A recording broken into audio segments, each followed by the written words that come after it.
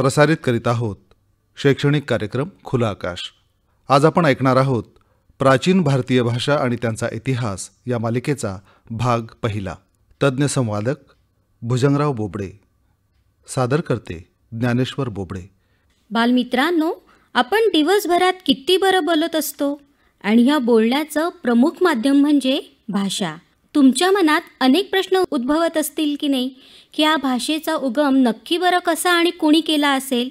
ह्या सगळ्या तुमच्या प्रश्नांची उकल होण्यासाठी आपण खुलं आकाश या कार्यक्रमातून प्राचीन भारतीय भाषा आणि त्यांचा इतिहास जाणून घेणार आहोत. माझ्यासोबत 2 बालमित्र आहेत, त्यांची ओळख ते करून देत आहेत. माझे नाव तेजल भट. नमस्कार, माझं नाव अमेय संदीप बागुल आहे. मी इयत्ता 7वीत आहे. बरं का बालदोस्तांनो, आता ह्या सगळ्या प्रश्नांची उकल कोण करून देणार आहेत, तर आपल्यासोबत आहेत भाषा आणि इतिहास तज्ज्ञ भुजंगराव बोबडे सर. त्यांचा ह्या विषयीचा अभ्यास खूप प्रगाढ आहे बरं का. चला तर आपण त्यांच्याशी संवाद साधून आपल्या सगळ्या ह्या प्रश्नांची उत्तरं जाणून घेऊयात. नमस्कार सर. नमस्कार. तेजल, तू विचार बरं तुझ्या मनातला पहिला प्रश्न. भाषेचा उगम नेमका कधी झाला? मित्रांनो, ज्या भागामध्ये आज आपण इथं भाषांची माहिती घेत आहोत, खरं म्हणजे माणसाच्या विकासामध्ये भाषांचं स्थान हे अतिशय महत्त्वाचं आहे. भाषा जर नसत्या तर माणूस एकमेकाशी संवाद साधू शकला असता का? फक्त संकेतच शिल्लक राहिले असते का? या सगळ्यांची सुरुवात भारतात नेमकी कधी झाली? खरं म्हणजे भाषांना त्यांची एक स्वतःची लिपी असते, परंतु लिपीशिवायही भाषा असतात का? असे अनेक मोठे गमतीदार प्रश्न आहेत. निसर्ग आणि माणूस असा आपण जो फरक करतो, तर माणूस हा इतर प्राण्यांपेक्षा श्रेष्ठ आहे. याचं कारण, ज्याप्रमाणे निसर्गापुढे इतर प्राण्यांना नमून वागावं लागतं, तसं माणसाला नेहमीच वागावं लागतं असं काही नाही. निसर्गावर मात करण्याची शक्ती माणसामध्ये आहे आणि त्याला ती जाणीव आहे. ती बुद्धी परस्पर वाढवण्याचाही प्रयत्न करत असतो. माणसाच्या उत्क्रांतीच्या प्रवाहात माणूस हा भाषांमुळं सर्वांपेक्षा अधिक वेगानं पुढे गेला. बाह्यतः शरीरानं दुबळा असलेला माणूस त्याच्या संपर्कामुळे, एकमेकाशी बोलत असलेल्या भाषांमुळे तो एक नेटवर्क, एक शक्ती त्याच्यातनं कायम करू शकला. 2 पायावर चालण्याचं तंत्र माणसाला अवगत झालं, परंतु केवळ चालण्या इतकीच शक्ती त्याला पुरेशी नव्हती. अन्न मिळवण्याची आणि त्याचबरोबर माणसाचा समूह एकत्रित करून राहण्यासाठी माणसाला सगळ्यात पहिल्यांदा भाषांची आवश्यकता पडली. आणि हावभाव केवळ करूनच आपली सर्व संवेदना इतरांसमोर व्यक्त करता येईल असं माणसासमोर काही साधन नव्हतं, म्हणून त्यातून भाषांचा जन्म झाला. उत्क्रांतीवादाच्या सिद्धांतानुसार पुढं माणसाला जेव्हा समूहाने राहण्याची आवश्यकता पडली, तेव्हा खऱ्या अर्थानं भाषांची सुरुवात झाली असं आपल्याला म्हणता येईल.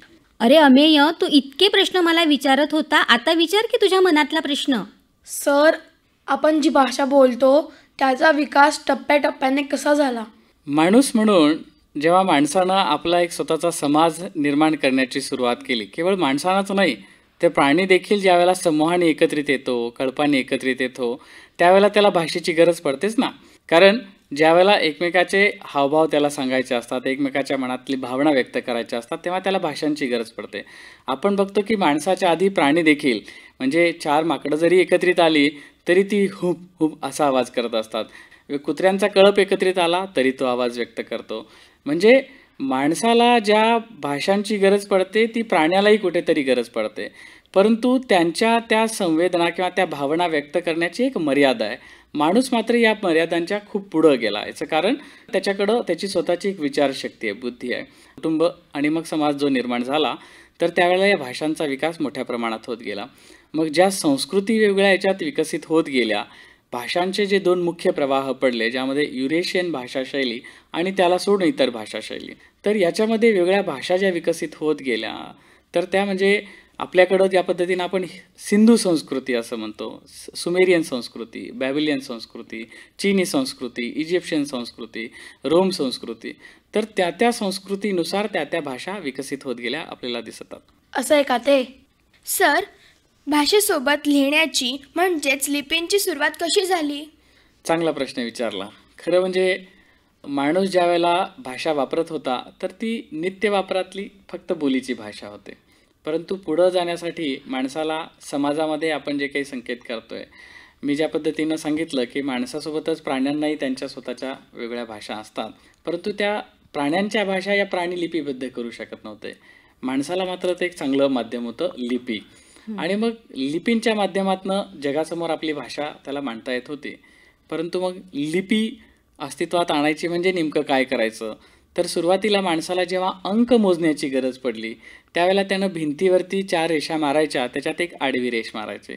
तर या पद्धतीनं शब्दांना, भाषांना एक लिपी मिळाली. याच पद्धतीनं त्यानं चित्रांमधून सुद्धा आपली भाषा व्यक्त करण्याचं चित्र हे एक माध्यम निवडलं.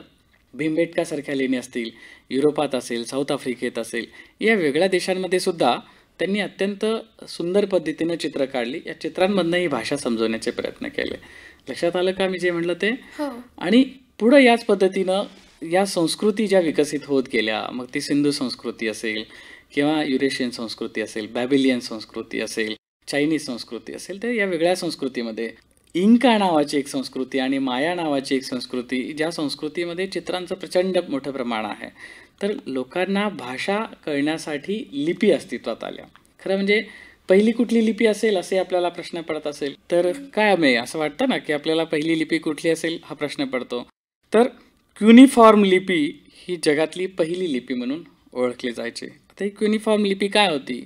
सिंधू संस्कृती ज्या पद्धतीनं भारतामध्ये होती, जेम्स प्रिन्सेपनं ज्याचा सगळ्यात पहिल्यांदा प्रयत्न केला वाचण्याचा, त्या पद्धतीनं ही क्युनिफॉर्म लिपी ही जगातली सगळ्यात प्राचीन लिपी म्हणून गणली जाते. बरं. युफ्रेटिस आणि टायग्रिस या नद्यांच्या खोऱ्यामध्ये ही क्युनिफॉर्म लिपी अस्तित्वात आली.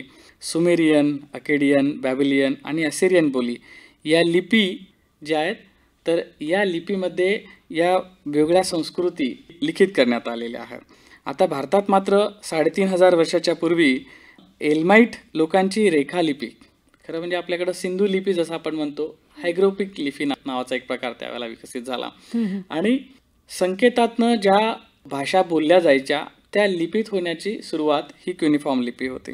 आणि याच्या हजारो मातीवरती लिहिलेल्या मुद्रा या मेसोपोटेमियन संस्कृतीत आपल्याला सापडल्या दिसतात. तर माणसाच्या भाषांची लिपिबद्ध रीतीनं सुरुवात अशी पहिल्यांदा झालेली आपल्याला कळते. बरं.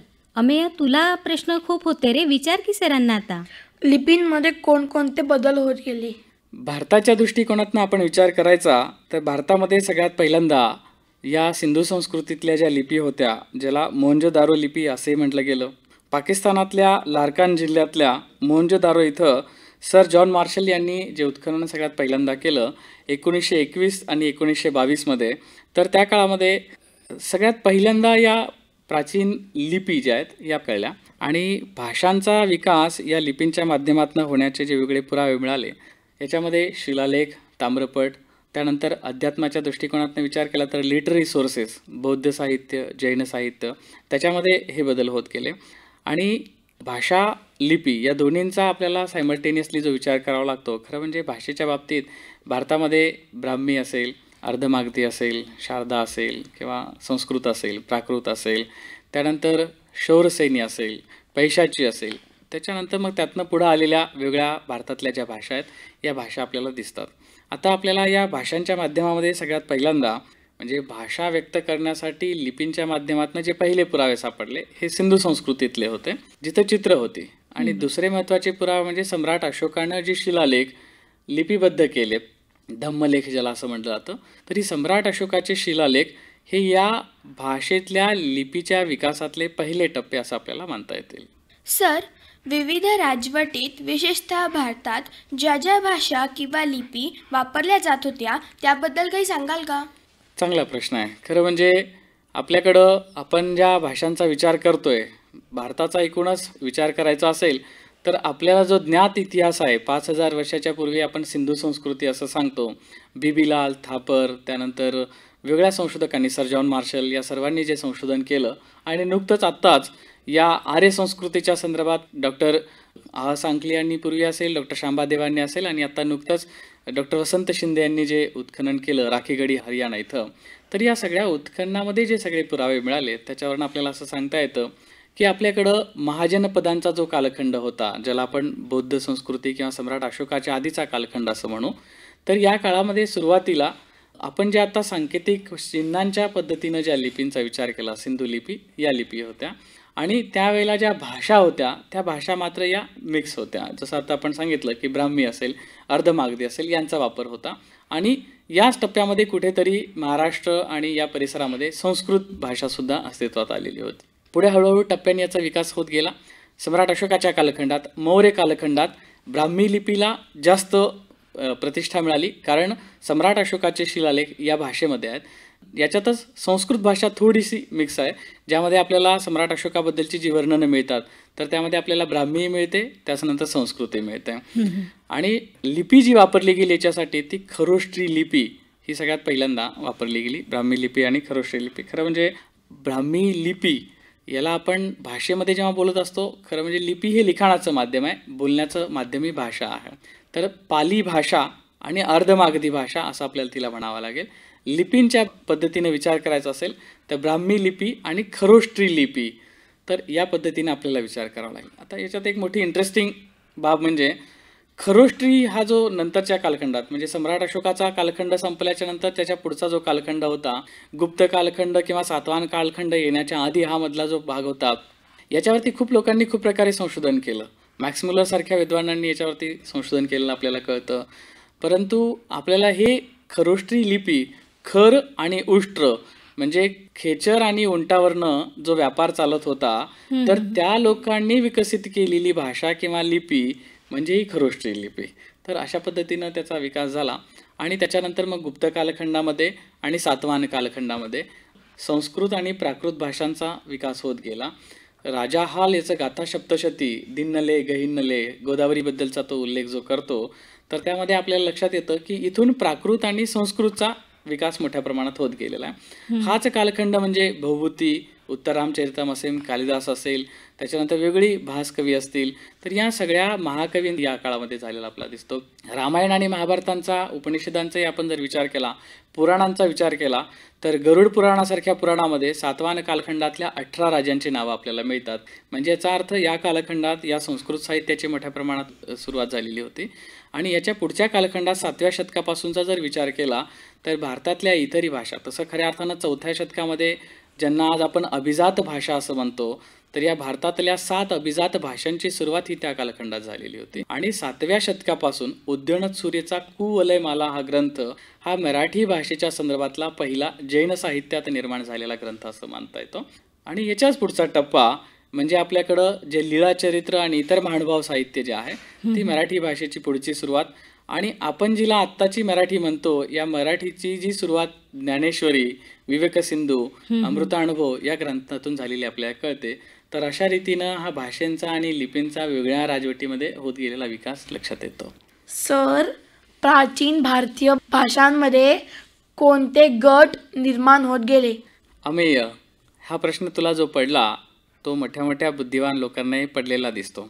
कारण भाषेंचे प्रामुख्यानं जे गट भारतामध्ये मानले गेले, भाषा साहित्य अभ्यासकांनी जे गट निर्माण केले, इंडो युरोपियन भाषा, ज्याला इंडो आर्य शाखेतील भाषा असं म्हटलं जातं, आणि या भाषा भारतातल्या साधारणतः 74% लोकसंख्येकडनं वापरल्या जातात. द्रविडीय भाषा, ज्याला आपण दक्षिण भारतामध्ये प्रामुख्यानं वापरल्या जाणाऱ्या भाषा असं त्याला म्हणतो, ज्या साधारणतः भारतातल्या 24% लोकसंख्येकडनं वापरल्या जातात. आणि याच्या व्यतिरिक्तही इतर वेगळ्या बेटांवरती ज्या भाषा वापरल्या जातात, आपल्या इथं भारतामध्ये जे वेगळे बेट आहेत, अंदमान निकोबार आहे, तर या बेटांवरती जी बोलली जाणारी अंदमानी भाषा आहे, या मात्र कुठल्याही भाषा गटांशी निगडीत नाही आहे. आता भारतातल्या एकूणच बोलीभाषांच्या संख्येचा विचार केला तर 1222 आपल्याकडच्या बोलीभाषा आहेत. आणि या देशातल्या 234 भाषा या अशा आहेत की ज्या कुणाच्या ना कुणाच्या तरी मातृभाषा आहेत. त्यापैकी 24 भाषा बोलल्या जाणाऱ्या भाषकांची संख्या ही 10 लाख किंवा त्याच्यापेक्षा अधिक आहे. म्हणजे मोठा इंटरेस्टिंग विषय आहे की आपल्या देशाची प्रचंड मोठी लोकसंख्या, त्यानंतर इतक्या प्रचंड मोठ्या प्रमाणातल्या भाषा, आणि या भारतीय भाषांच्या इतिहासामध्ये फारसी, उर्दू आणि इंग्रजी भाषांचा आता मोठा प्रभाव दिसतो. संस्कृत आणि तमिळ या भाषा या भारतातल्या प्राचीन भाषांपैकी एक मानल्या जातातच. संस्कृत, तमिळ, तेलुगू, ओडिया, कन्नड, मल्याळम या भाषांना अभिजात भाषा असं उल्लेख केला जातो. सर, अभिजात भाषा म्हणजे नेमकं काय? चांगला प्रश्न आहे. खरं म्हणजे अभिजात भाषा या शब्दातला जो मूळ उल्लेखच आहे, अभिजात म्हणजे जिचा उगम हा प्राचीन आहे, की जिचा जन्म हा प्राचीन आहे, अशी ही भाषा. आणि ही भाषा अभिजात ठरवताना याचा जो निकष आहे, ती भाषा किमान 1500 ते 2500 वर्ष इतकी जुनी असली पाहिजेत. आणि इसवी सनाच्या पूर्वी ज्या पद्धतीनं मराठी भाषा ब्राह्मी लिपीत सुद्धा लिहिली जात होती, याचा एकमात्र पुरावा आता प्राप्त झालेला आहे.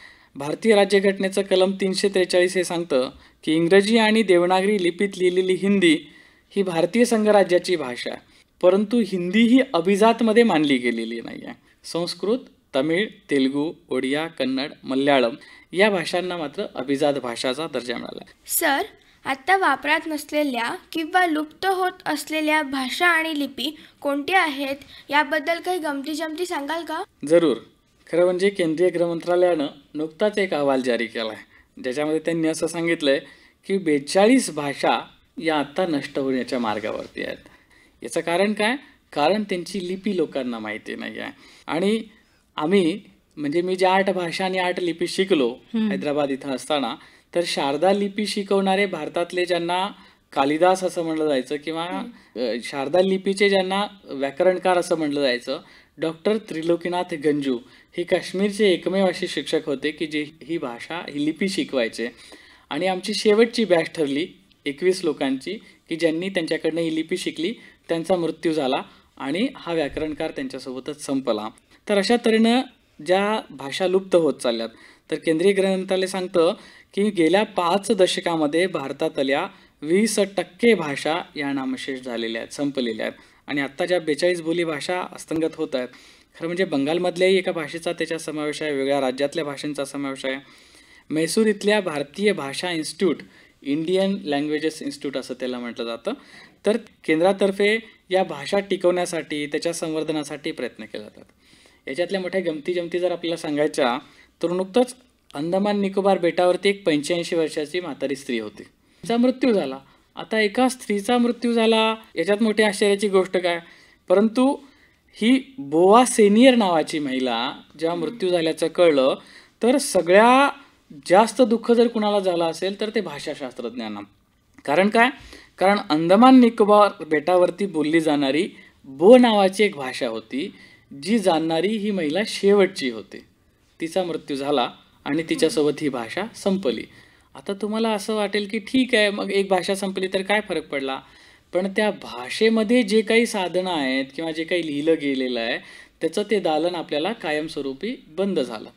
जसं आज संशोधनामध्ये आपण बघत असतो की उपग्रहाच्या माध्यमातून दुसऱ्या परग्रहावरती जे जीव आहेत, तर ते आहेत किंवा नाही, किंवा असतील तर त्यांच्या भाषा कुठल्या आहेत, याच्यावरती अनेक प्रयोग केले जात आहेत.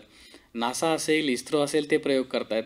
म्हणजे बाहेरच्या परग्रहावरच्या जीवांच्या शोध आणि त्यांच्या भाषा आणि लिपींचा शोध घेण्याचा आपण प्रयत्न करतोय. परंतु आत्ता आपल्याकडं जे लोक जिवंत आहेत आणि जे या भाषा किंवा या लिपींना जाणणारे शेवटचे स्रोत आहेत, हे जर नष्ट झाले तर त्यांच्यासोबतच या भाषा आणि या लिपी संपतील. खरं म्हणजे आपण जर संपूर्ण देशाचा विचार केला तर दादरा आणि नगर हवेली परिसरात गोरपा नावाची एक भाषा बोलली जाते. ही तिथल्या आगरी लोकांची भाषा आहे. समाजातल्या जास्त तरुणांना ती काही येत नव्हती. त्यांना काहींना गुजराती येत होतं, कोणाला तिथली फुजेल नावाची भाषा येत होती, माझी आणि ठाणी नावाच्या भाषा येत होत्या. पण अशा काही भाषा आहेत हे आपल्याला इकडं माहीतच नाही. तिकडचे लोक ते शिकण्याचा प्रयत्न करत आहेत. म्हैसूरची ही भाषा संस्थान आहेत, तर ही संस्थान केंद्र सरकारच्या मदतीने या भाषांना टिकवण्याचा प्रयत्न करत आहे. काश्मीरमध्ये आज फक्त 300 लोक असे शिल्लक आहेत की बुरुशक्सी नावाची एक भाषा आहे. फक्त 300 लोकांना ही भाषा आता येते, त्याच्या व्यतिरिक्त लोकांना ही भाषा येत नाही.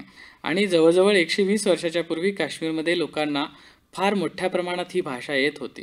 परंतु काळाच्या ओघात ही भाषा बोलण्याचं प्रमाण हळूहळू कमी होत गेलं आणि आता फक्त 300 लोक त्याच्यातले शिल्लक राहिले.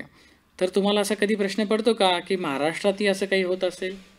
असं कधी आपल्याला वाटलं? म्हणजे एखादी भाषेचं अस्तित्व संपत चाललं आहे? हां, भारतात ज्या भाषा संपत चालल्यात असं आत्ता आपण सांगितलं, वेगळ्या भाषांबद्दल सांगितलं. महाराष्ट्रात सुद्धा अशा काही भाषा आहेत की ज्या नष्ट होत चालल्यात.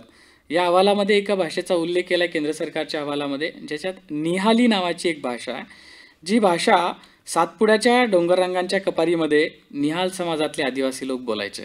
आणि आत्ता ही जमात जी होती ती शिकार करून पोट भरणारी ही मंडळी, आणि शेतमजुरीमध्ये आता ते दिवस काढतायत. पण शिकार करताना संकेतात्मक बोलण्यासाठी त्यांनी या भाषेचा विकास केलेला होता, निहाली भाषेचा.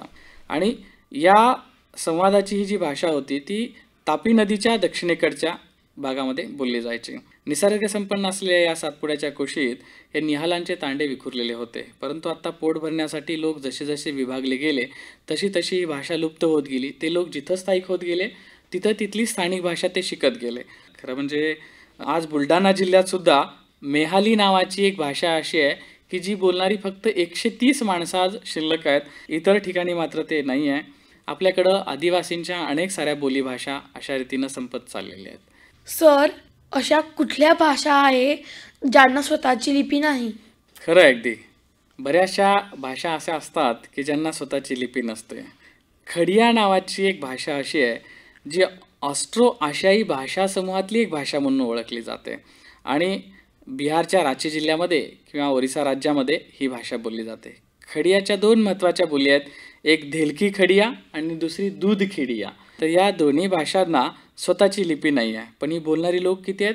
साधारणतः 2 लाख लोक आहेत. 1,77,000 लोक असे आहेत की जी भाषा बोलतात पण तिला स्वतःची लिपी नाही आहे. त्याच्यानंतर कर्नाटकाच्या दक्षिणेला कोडगू नावाची एक भाषा आहे. या कोडगू भाषेलाही स्वतःची अशी लिपी नाही आहे. त्यानंतर पहाडी भाषा ज्या आहेत तर त्याच्यामध्ये खसकुरा, नेपाळी पल्पा, कुमाऊ, गडवाली, पश्चिम जोनसरी, सिरमोडी, बाघाटी, किवथाली, कुलू, मंडी, चंबा, भद्रावतीच्या अशा वेगळ्या अनेक बोलीभाषा आहेत की ज्यांना स्वतःची कुठली लिपी नाही आहे आणि अशा लिपी आहेत की ज्यांना स्वतःची भाषा नाही आहे. तर हा सगळा अत्यंत सुंदर प्रवास आहे. खरं म्हणजे याच्यामध्ये एक मोठा इंटरेस्टिंग प्रयोग जो केला तो म्हणजे महानुभाव संप्रदायाने. ज्ञानाचं जतन व्हायचं पण या ज्ञानाची किल्ली इतरांच्या हाती लागू नये म्हणून त्यांनी सकळी लिपी, सुंदरी, पारमांडल्य, अंक, वज्रलिपी, शिरोलिपी अशा अनेक सांकेतिक लिपी काढल्या आणि अनेक सारे ग्रंथ, मग ते रुक्मिणी स्वयंवर असतील, रामायण असतील, इतरही ग्रंथ त्यांनी या कूटलिपींमध्ये लिहून ठेवले. तर अशा रीतीनं अस्तित्वात नसलेल्या लिपी त्यांच्या भाषा आहेत आणि ज्या भाषा नाही आहेत पण त्यांची लिपी आहे अशा लिपी देखील अस्तित्वात आहेत. काय अमेय आणि तेजल, कळलं का भाषांचा इतिहास आणि प्राचीन भाषेचा उगम हा नेमका कसा झाला? बरं का बालमित्रांनो, दुसऱ्या भागामध्ये जाणून घेणार आहोत पाली आणि अर्धमागधी या भाषांविषयी. चला तर पुन्हा भेटूयाच खुलं आकाशच्या दुसऱ्या भागात. तोपर्यंत नमस्कार आणि बाय बाय अमेय आणि तेजाली. बाय. बाय.